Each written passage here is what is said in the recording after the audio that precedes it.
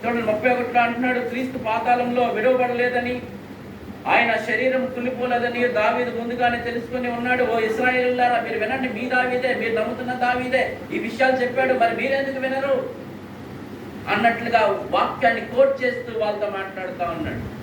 వాక్యాన్ని నిరూపణ తీసుకుంటున్నాడు, వాళ్ళతో మాట్లాడుతూ ఉన్నాడు. దొరికింది ఛాన్స్ అనుకున్నాడు. ఇశ్రాయేల్ అందరికీ కూడా దేవుని గురించిన వాక్యాన్ని ఆయన బోధించేశాడు. తర్వాత మీరు ఆలోచన చేస్తూ ఉంటుంటే 40వ వచనంలో అంటున్నాడు, చూడండి, ఇంకను అనేక విధములైన మాటలతో సాక్ష్యం ఇచ్చి,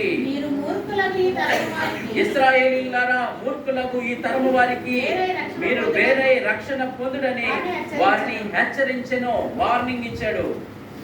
మీకు హెచ్చరించడం అనే తెలుగు పదం అర్థం కాకపోతే ఇంగ్లీష్ లో వార్నింగ్, జాగ్రత్త చెప్తా ఉన్నాడు.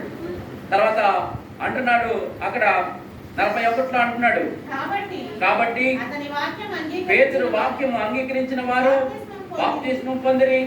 ఆ దినమందు ఇంచుమించు 3,000 మంది 3,000 మంది చేర్చబడిరి. ఇంచుమించు ఎంతమంది అంటే మొదటి ప్రసంగం.